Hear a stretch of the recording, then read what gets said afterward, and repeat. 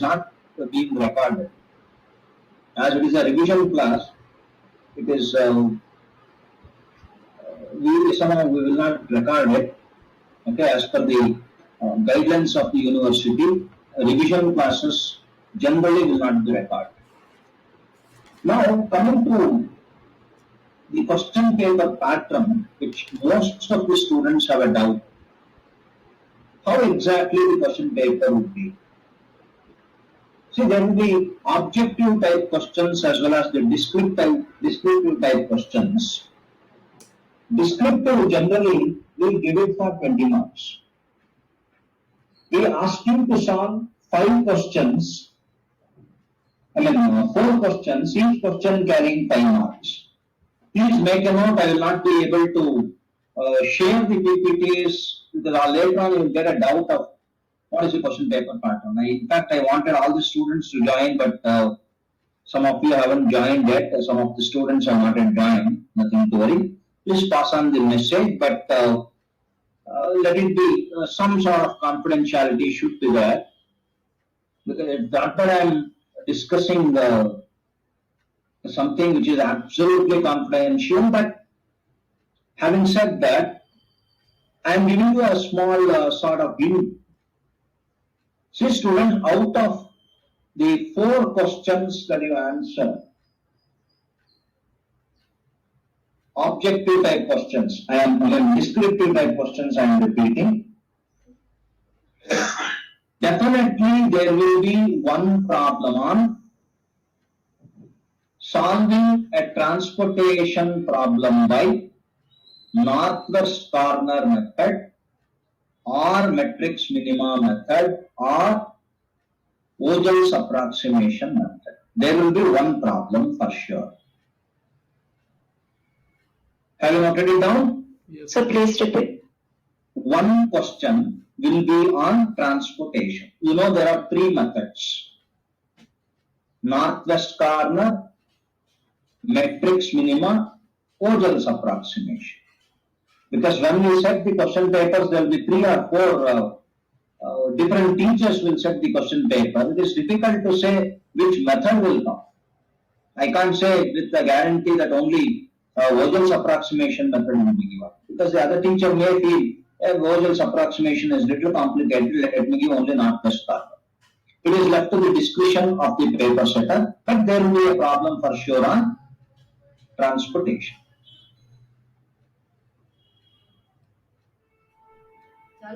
Then, Rohini, I am discussing the question paper pattern.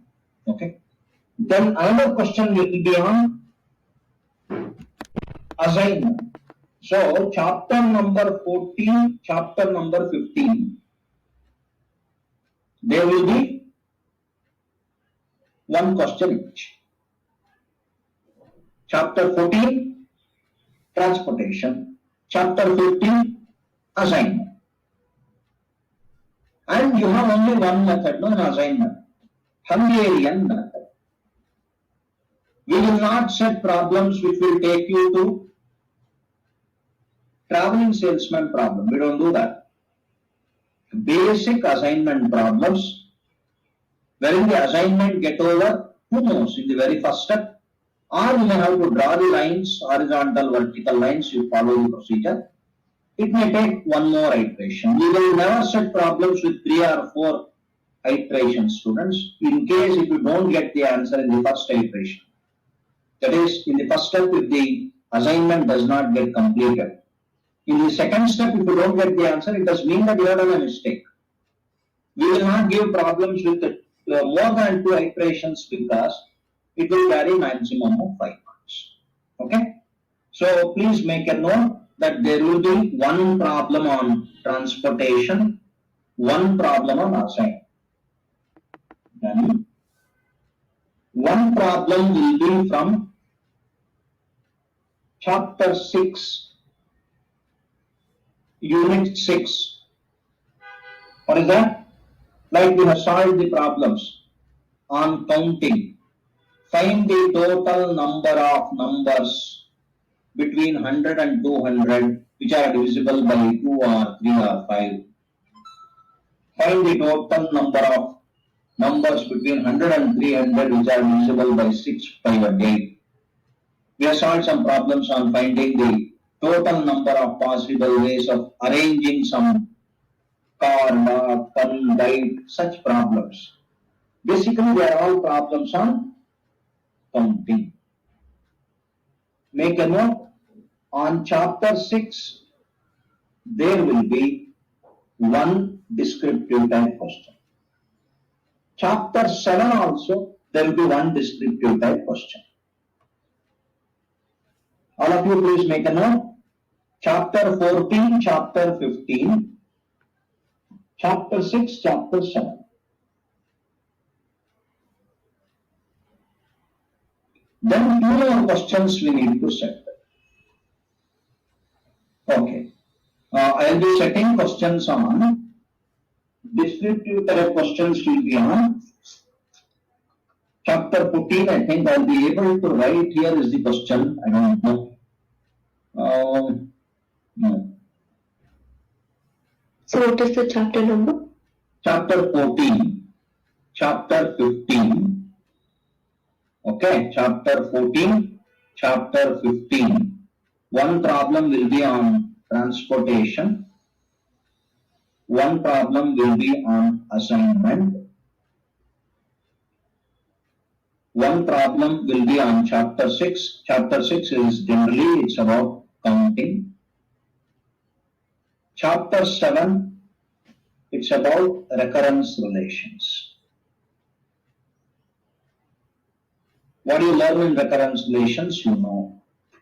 First order recurrence relations, second order recurrence relations. In the first order, we have some typical problems. Like if the number of viruses increase at some percentage every hour, how many viruses will be there after 24 hours, 48 hours? Or also we have solved some problems where you invest some amount of money.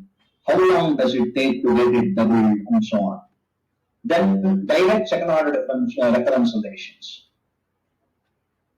These are the 4 chapters on which definitely there will be one problem. Having said that, we have 2 more questions to set. 2 more questions to set. Regulations of the university says that you tell the 4, the remaining 2 can be from any other chapter. Any chapter, leaving these 4.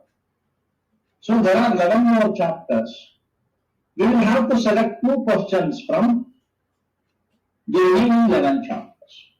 Having said that, it is mostly there will be a problem on mathematical induction, unit 3. I expect you to go through all the problems I have solved in the class. All the problems. If you can go through, I think, even if you are given a new problem by some other teacher, you will be able to solve. And chapter 8 also, chapter 3, chapter 7, chapter 3, chapter 8. You know, chapter 8 is on probability distributions, students. Like we have solved some problems on finding the value of k. Then we have solved problems on binomial distribution. We have solved problems on normal distribution. So most likely they will give problems on chapter 8 also. So this is about descriptive. Any doubts here? There will be 20 marks on the descriptive type. You will have to write the answer, take the photograph or make a PDF and share it. Probably they will conduct another meeting how exactly the examination would be conducted, how exactly you will have to make a PDF and share with them and so on. Even I am not sure of that, but when we evaluate, we will understand that the PDF should be uploaded to us, we will evaluate them. So out of the 100 marks, 20 marks will be on descriptive type. There will be 6 questions, of which you will have to answer 4 questions. Every question will carry 5 marks. There will be 1 problem on transportation, 1 problem on assignment, 1 problem on counting, one problem on recurrence relation, one problem on mathematical induction, one problem on probability theory. Having said that, students, in case if one of these questions is on, especially the last two questions, if they give a problem on mathematical logic, it is the prerogative of the paper setter. Okay, it's most likely they will give mathematical induction, probability theory, because those are the chapters wherein we can give a question for 5 marks. Okay, any doubts here, you please get clarified about the descriptive type questions. So can we answer more than 4 questions and with Definitely. You can answer all 6. So the best of that will be taken? Best 4 will be taken. Okay. Thanks for the clarification. Many students, last year I evaluated up to 800 papers. Many students have got 20 out of 20 here. So it is very much possible. Certainly you can answer. Okay, any other queries? So the other 2 questions you need to say from 3rd and 8th unit, right? Third, 8th, and even the second unit, first unit also they can give. Like they can give a problem on showing that it is a tautology or not. See, you can only predict. The first 4 are sure. The remaining 2, most likely they will give induction and probability theory, because they will not be able to set questions on especially graph theory. There is no 5 marks question that we can set. Because it's all of basic nature. Even in statistics, I can't ask you to find the mean of 10 numbers or the median of 50 numbers. They cannot be given for 5 marks. So most likely they will give a problem on mathematical induction. They will give you a problem on probability theory. Is that clear, students? Yes, sir. Thanks. Okay. Now the problem is with the descriptive and the objective type questions. When I talk about the objective type questions, I have taken some sample MCQs. Please don't be under the assumption that these problems will only come. No. These are some of the questions that I have given to you in the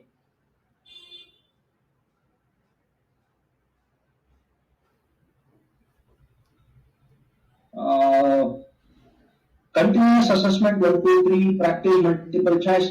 Of course, we cannot rule out Anjit Kumar. You may get some questions, but I am giving you a rough idea of how exactly the questions would be set. What I am stressing on this is, when you prepare for a particular chapter, barring those chapters wherein you are expected to get descriptive type questions. Now remember, students, here, when I talk about assignment problems, transportation problems, and chapter 14 and chapter 15, you don't find objective questions at all. We will not give you. Because both the chapters have methods wherein the methods are too lengthy. So therefore, in the objective type questions, you will not find problems on transportation and assignment. So, what happens is, out of the 15 chapters that you have, naturally there will be no questions on 14 and 15 under the objective type. So, we will be left with 13 units. So, different teachers will set different set of questions, objective type questions. Naturally, the system will have a data set. It will select that bank from that question bank. It will randomly select the questions. So that database now probably has around 500, 600 questions. So of that, they will be selecting 80 questions random. But how the questions are set, we cannot give you problems which are very, very tedious. No, I can't do it. I think now the screen is visible. Can you see the sample questions, students? Yes, sir. And again, I am telling you, I will not be able to share these questions also with you. Because whatever is going to be taught for the day, It is between you and me. It's as simple as that. Okay, it will not go to either the university or to, it is, the program manager will not be able to upload it because as such this meeting is not getting recorded. You observe, I have taken some 4 or 5 questions from each chapter. May not be all the chapters, around 10 chapters I have selected. 2 chapters, there will be no questions. You get to know. Look at first question. Maybe I have given you the answers also. If some of you want, you can take the photograph. You can take a pic of it so that you will remember. You see, we will not give you problems which are tedious. Look at the first one. What is that negation of P and Q? Is it not a Dimargan's law, students? Yes. Negation of P and Q is negation P or negation Q. There is nothing to solve. Definitely there is nothing to solve. In mathematical logic, in the first chapter, there are 10 laws. All the 10 laws will be included in the MCQs. I don't know which law will come to you, or it may not even come. If you remember the name of the laws, or if you can identify, okay, this is a basic Dimargan's law, I will be able to solve. First question is equivalent, you have solved. Second question, see, even here, this is not that complicated, students. You will have to just understand that P conditional Q is logically equivalent to negation PR. This is a known formula too. Now, purposely what they have done is they have given negation P conditional Q. No. What will be the answer? Answer, very correct answer. In the place of P, you have negation P. Therefore, in the final answer, the negation of negation P, you get PR. Are you following? They will not give you such problems which are very complicated, takes 2-3 minutes to solve and come back to the answer. No. Followed? Question number 3, inverse. You obviously know it's a definition, and that is the reason why, students, I am asking you to go through all the slides that I have shared on each very chapter. An attempt has been made from my end to see to that all the definitions are given properly, all the rules are given, the statements properly. You know the definition of a conditional, its converse, its inverse, its contrappost. In this problem, they are asking you to write its converse or maybe inverse. They may ask you to write the converse also, no? What is the converse of P conditional Q?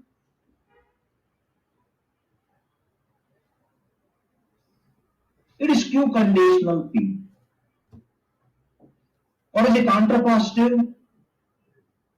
Negation Q conditional negation Q. So, if you know the definition, you are through. You can easily mark the question. Mark the answer. Look at the 4th question. Is it something very, very new? No. Which rule of inference you have used in the logic?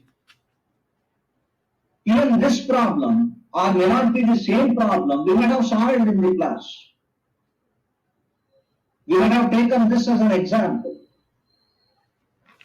If Sachin hits a century, if P, then Q. Sachin has hit a century, therefore Q. So even this problem probably may not take even 30 seconds. So, as far as the first chapter is concerned, know all the basic connectives, their truth table.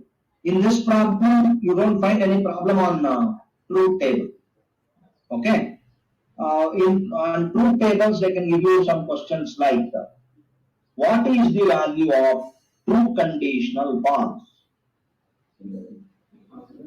When do you say that a disjunction is true? When do you say that a conjunction is true? You should know the basic truth tables. They'll give you the four options, you'll be able to recollect. And one more thing is, when they give you four options, there comes the confusion. Here you see, this problem is on the rule of modus ponens. Suddenly, you will get a doubt whether it is a rule of modus ponens or rule of modus tollens. So, what I strongly recommend you is to be to that all the basics that we have taught, we have learned. Together we have learned. Okay? It is not that I have taught, it's not that you have learned. All of us have learned the topics together. Please be familiar with the definition of connectives, truth tables, all the 10 laws of mathematical logic. Commutative law, associative law, distributive law, identity law, idempotent law, De Morgan's law. You see, you can easily see this is De Morgan's law. The same thing, this is also almost De Morgan's law only, no? Isn't it?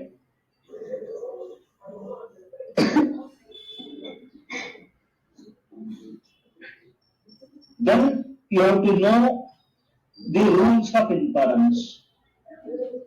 The rules of inference are the rule of modus ponens, the rule of modus tollens,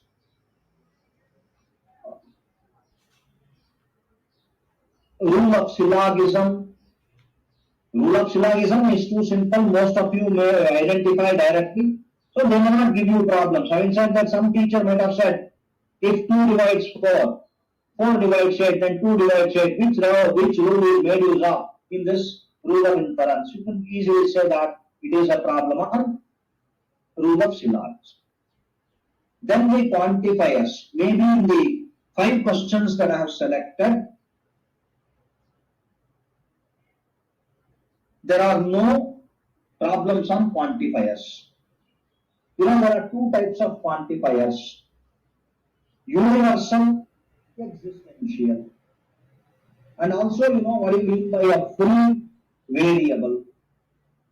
If you say that there is a statement that involves x, that x is a free variable. They can give you some basic problems even on quantifiers. Okay? This is what I wanted to talk about the first chapter. Then look at the second chapter, set theory. Set theory also, they will not set any 5 marks question. 2 marks questions, easy to calculate. In case you in this, you look at question number 6. In the set A has 2 elements, then you find and tell me the total number of elements in the power set of A. What do you mean by power set? The set of all subsets of elements present in a set is known as power set. Correct? So here, what we have is a set which contains 2 elements. Immediately you look for the answer 4. Second answer is 4. They will mark it. No, that is not the question. He says, after getting a power set which contains 4 elements, if you find its power set, if you have 2 power 4, 16. You know, whenever you are given a set containing n elements, the total number of elements in the power set will be how much? 2 power n. So it is 2 power 4, 16. Is that clear, students? Basic set theory. Even here, you should know all the laws of set theory. All the laws of set theory. Union, definition, union, intersection, difference, symmetric difference. Okay, I think you will be very happy to solve problems on the second chapter, set theory. Look at question number 7. What does it say? There are two sets A and B, find their union, find their intersection, then find the subtraction. I think all of you are familiar with union, isn't it? What is union? The set of all elements which are there either in the first set or in the second set or in both the sets. Intersection is what the set of all elements which are present in both the sets. Student, what is the difference? How is A minus B defined? What is X minus Y? Capital X minus capital Y. If capital X and capital Y are two sets, how is X minus Y defined? X minus Y is the set of all elements which are there only in capital X, not in capital Y. That's all. You have to identify such numbers which are there in the union and they are not there in the intersection. Very easily, union will contain 1, 2, 3, 4, 5, 6. From that union, delete intersection, 3, 4 you delete, you will get 1, 2, 5, 6. Such direct problems should be given to you. Is that clear, students, on the basics of set theory? Yes, Then, sir. you can easily, in fact, I did not want the answers to come in on the screen. I wanted to solve them, but time was a constraint. You see this question. Question number 8. Set A, what does it contain? It is the set of all x such that x square minus 7x plus 12 is equal to 0. You have to find those numbers which satisfy the equation x square minus 7x plus 12 is equal to 0. 4 and 3. Roots are 4 and 3. And also there is a set called D1, 2. Take the union, only get 1, 2, 3, 4. That's all. If you are given problems like this, you should find it simple and solve.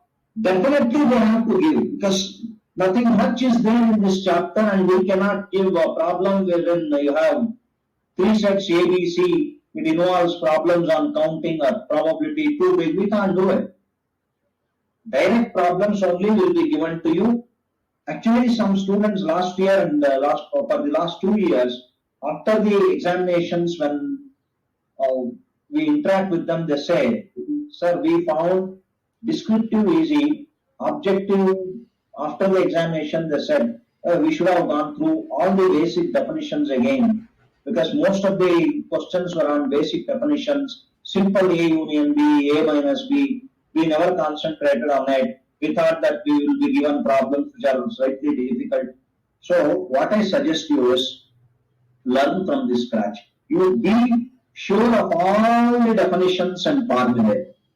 That itself will fetch you good number of marks. Look at question number 9.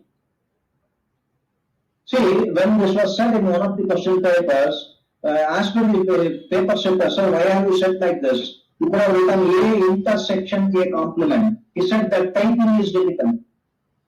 I will give the notes. What is the problem? What is the intersection of a set with its complement? It is inverse law, not set. It is a law. And therefore I am asking you to memorize all the 10 laws of set theory, all the 10 laws of mathematical logic. At least 2 or 3 MCQs will be on those 20 definitions. Nothing in it, very basic. Question number 10 is also saying, there is a set called capital A. When you take the intersection of the set with universal set is a bigger set. When I take the intersection of a smaller set with a bigger set, the smaller set will be the answer. So, as far as the second chapter is concerned, you will be given problems on basic set theory, operations on sets.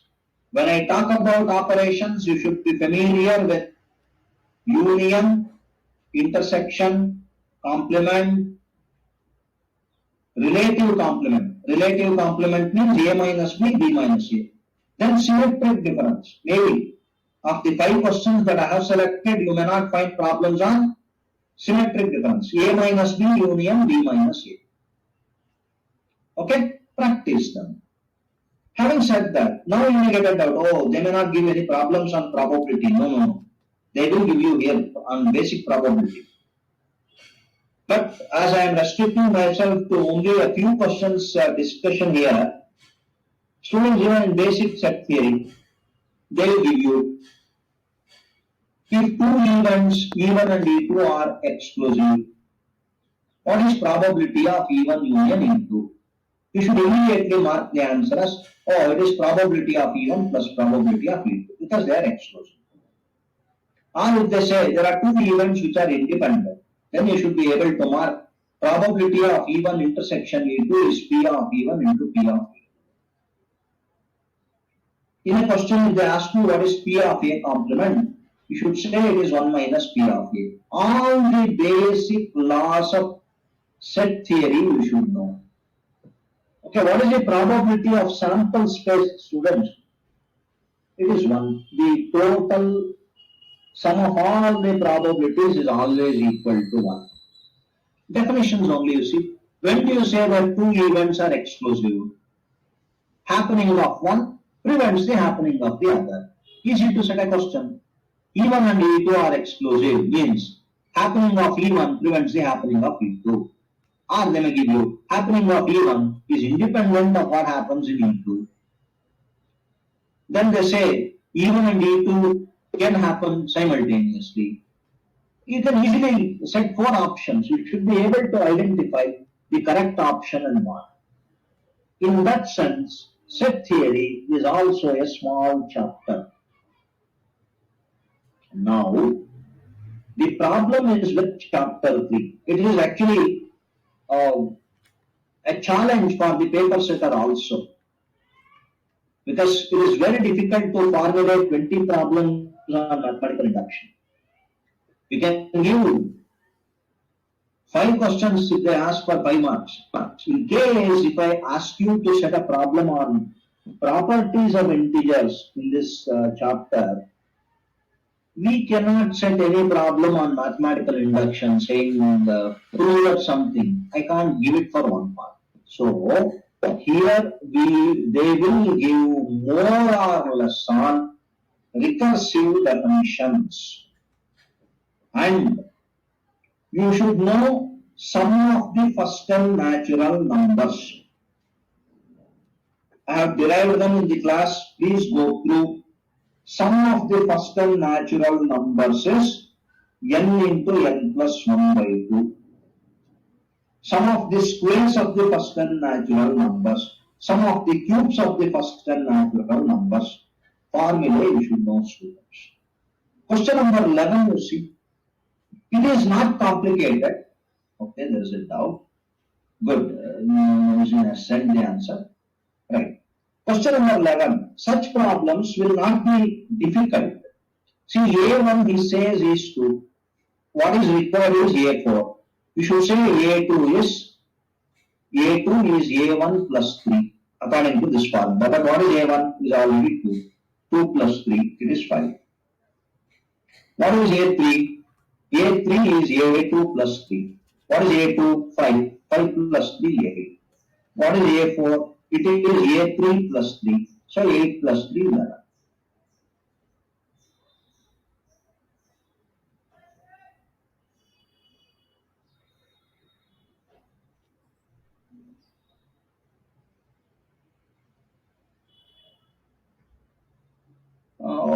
What is this Himanshu? A comma 4 is 2. Implying what? Sir, I also don't know because like it was in the practice set and I was not able to solve it. This is the exact question from it. So like it's not that much informative. No, I'm not clear about this question. Yes. Because left hand side you say is an ordered pair. Right hand side you are simply writing a number.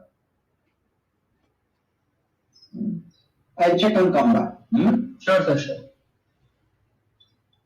Now, coming to this chapter number 3, students, it is most likely they'll give you problems like this. On mathematical induction, they can't give you much. So therefore, they'll give you what is the sum of the first and natural numbers, sum of the squares of the first and natural numbers, sum of the cubes of the first and natural numbers, or they only give you a formula. If summation is equal to sum n into 7n plus 1 by 2, what happens when n is equal to 6, n equal to 7? You can substitute and simplify.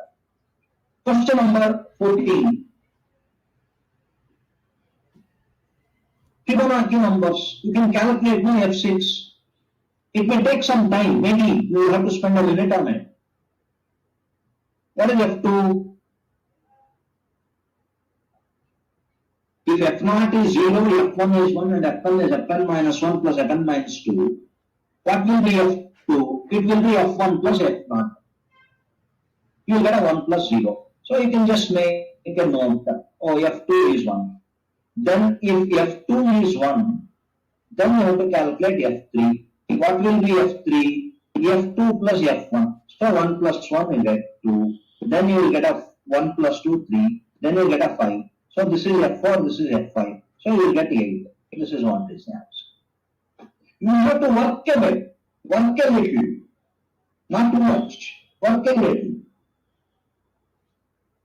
Okay? So is this question number 15. What's the difficulty in it? Absolutely nothing. You are given L0, you are given L1, and also given what is Ln. It is Ln minus 1 plus Ln minus 2. Using L0, L1, you can find L2. Then you can find L3. Then you can find L4. Then you can find L5. Then you can find L6. You can do it. Okay? So, in chapter number 3, you have to concentrate on solving simple problems on recurrence relations. Probably this chapter you may have to spend little time because they will only give you a formula. They will give you initial values. Using those initial values, you may have to find a particular value. That is very, very easy. Then comes chapter 4, students. It is a chapter wherein they can give good number of problems. It is about permutations and combinations. The rule of sum, the rule of product, binomial theorem. As far as possible, I have solved some problems on this chapter in regular classes. Please go through them. They will not be that complicated. Number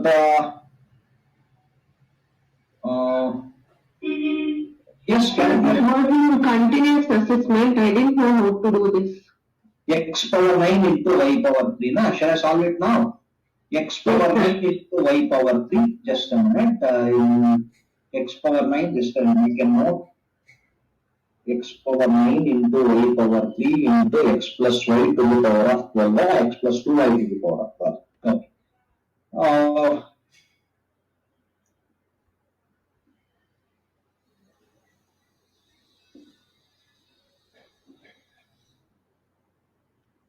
Is the whiteboard visible to you?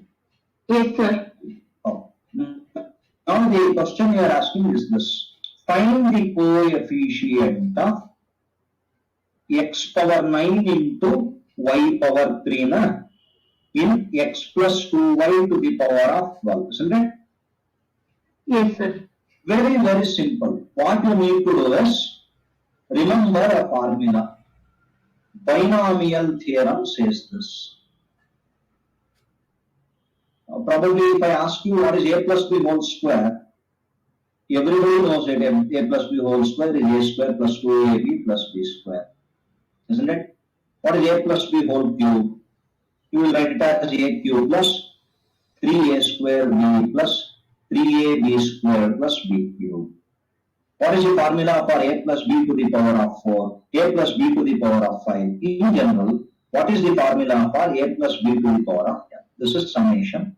r varying from 0 to n, ncr a power r into b to the power of n minus r. Please memorize this formula. It is binomial here. Okay, now in the place of a if I put x, in the place of b if I put 2y, in the place of n if I put at 12, what is the RHS? R varies from 0 to 12. So 12CR into x to the power of r into 2y to the power of 12 minus r. I am writing a is equal to x, b is equal to 2y. What is being asked? We want the coefficient of x power 9, y power 3. So you have to put r is equal to 9, isn't it? Because you want a x power 9. What is the required coefficient? Coefficient will be 12C9. X power 3 you don't, x power 9 you don't write because I want its coefficient. Y to the power of 12 minus 9, y power 3 also you don't write. But you should write a 2 to the power of 12 minus 9, no? 2 cube, 8 you get. Okay, 12C9 you can find using calculator. If you have right now the calculator, you find it. Otherwise, I will write it is 220 into 2 cube is in. Okay, it comes to 1760. Follow this basic binomial theorem. Yes, sir. Okay, please practice. Then on, where was I? Yes, I will come back to this. Look at this question number 16. Easy to do, isn't it? There are 5 men and 4 women. They should be seated in such a way that they occupy alternate seats. First position a man, second position a woman, third position a man, fourth position a woman, fifth position a man. Similarly, it goes on. There are 9 positions. Are you following? What is the answer?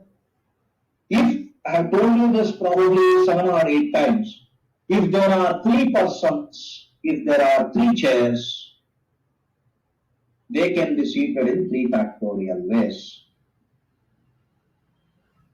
If there are 5 men, if there are 5 places for them, 5 chairs, they can be seated in 5 factorial ways, 120 ways.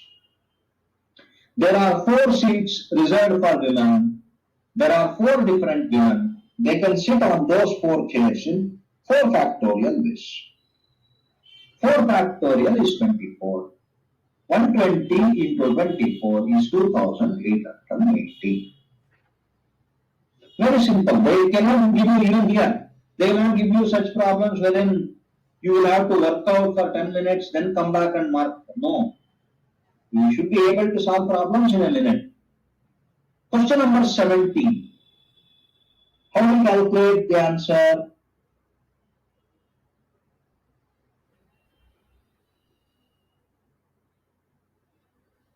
How do you do that? There are 1, 2, 3, 4, 5, 6, 7, 8, 9. 9 positions. There are 9 symbols. You can write them in 9 factorial ways. But you see that I is repeated, F is repeated. Please go through the formula. We have solved problems on probably finding the total number of permutations of the letters of the word flower, difficult, mathematics, isomorphism. Very easy. You count how many alphabets are there, how many symbols are there. There are 9 symbols, 9 factorial, divided by. Why is that you are writing 2 factorial? There is a repetition of 5.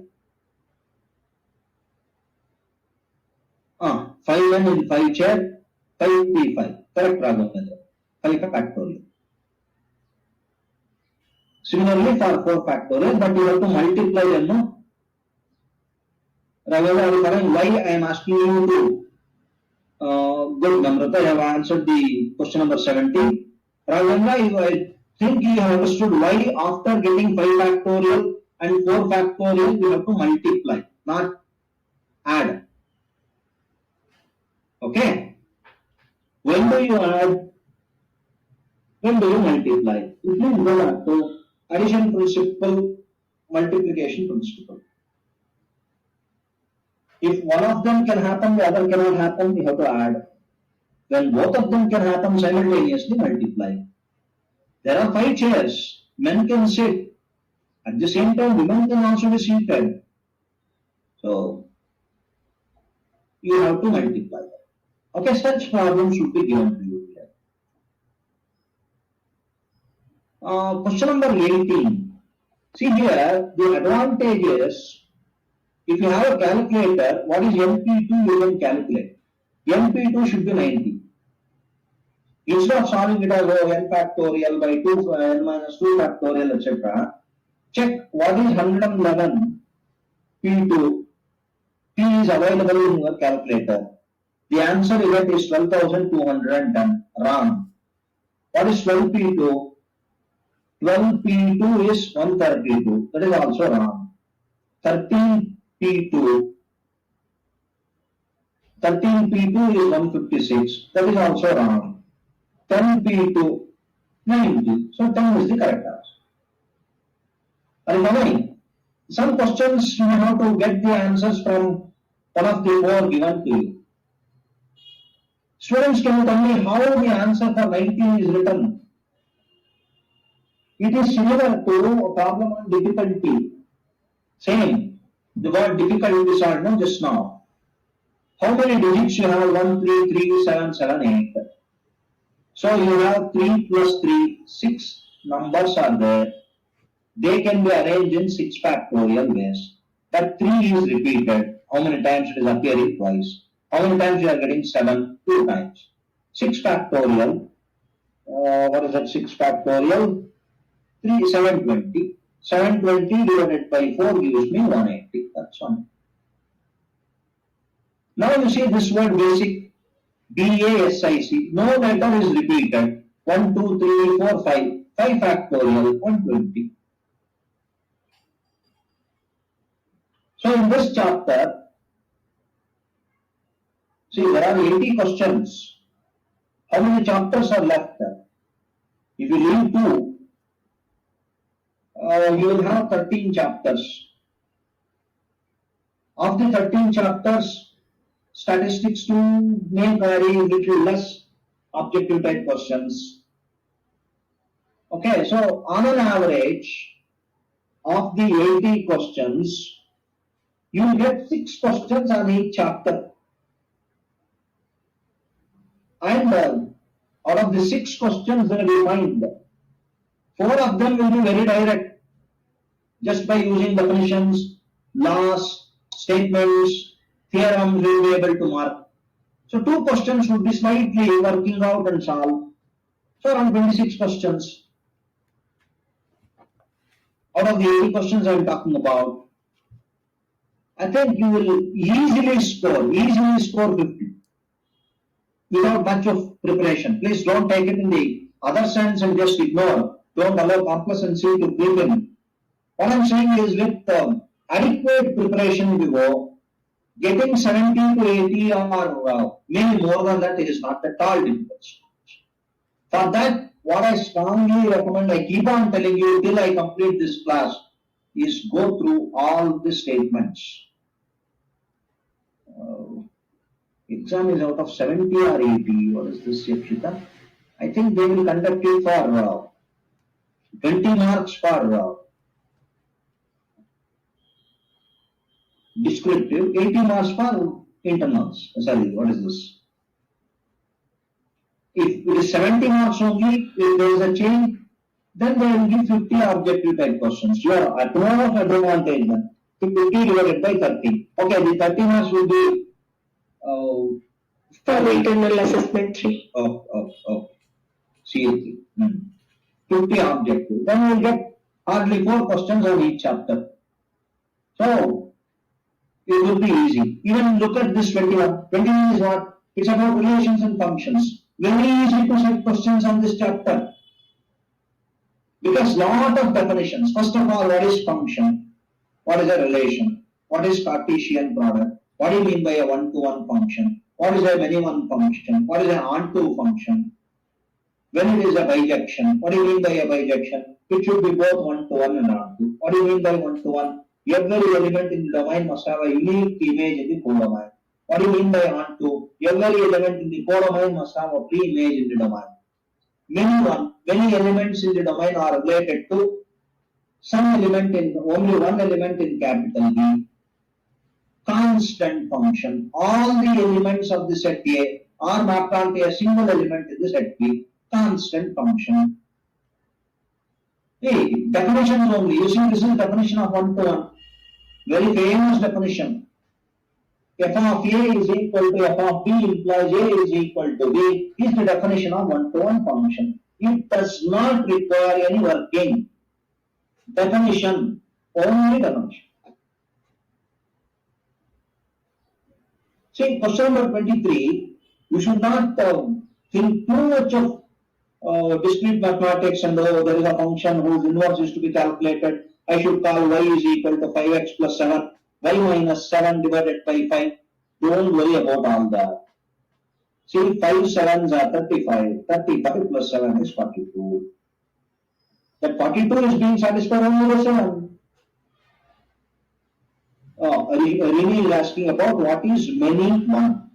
Many one means if there are some elements like 4 or 5 elements here, this map to this map to this, but these three numbers are mapped onto a single number. Many to one, many one. One to one, we should have lines like this. One to one, this is many one. Okay, na? If all of them are mapped onto one, constant function. Isn't it? Look at question number 27. Can anybody tell me the answer? Of course, the answer is there. What do you mean by identity function? Identity function is a function which maps a number onto itself. I of 1 is 1, I of x is x, I of y is y, I of mathematics is mathematics. It's as simple as that. Definitions means be familiar. Nothing much is required from your end. Okay? Then even here, students, you should be able to identify, you can draw this and check. There is a 1, 2, 3 to 1, 2, 3. It may not take much time. 1, 2, 3 to 1, 2, 3. He says there is a line from 1 to 1. There is a line from 2 to 2. There is a line from 3 to 2. Is it 1 to 1? No, because 2 and 3 are mapped onto 2 only. Is it onto? No, because this element 3 does not have a pre-image. So this is wrong. Only 1 to 1 is wrong. Only onto is wrong. Both 1 to 1 is wrong. Neither 1 to 1 nor onto is correct. That's all. No? Easy. Certainly not complicated. Now chapter 6, students, nothing much can be given on chapter 6. They cannot give you a problem on finding the root polynomial because there is a descriptive type question based on that. On chapter 6, when I discussed, please remember in the descriptive type question I said chapter 6, no counting problems. Definitely there will be problems on root polynomials. They'll give you a 2 cross 2 board, a 2 cross 3 board, find the root polynomial. Definitely not complicated. As your syllabus does not contain the product rule, you will be given direct functions only. They will be giving you a 2 cross 3, maximum 3 cross 3. If a 3 cross 3 chessboard is given, that is considered to be very tough in your case. Finding root polynomials is not difficult. So, okay. So, when I was talking about the objective type questions, I just recollected this. Please remember, they cannot give much on that chapter. 26.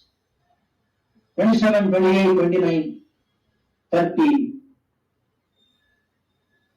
They are all chapter 8 problems.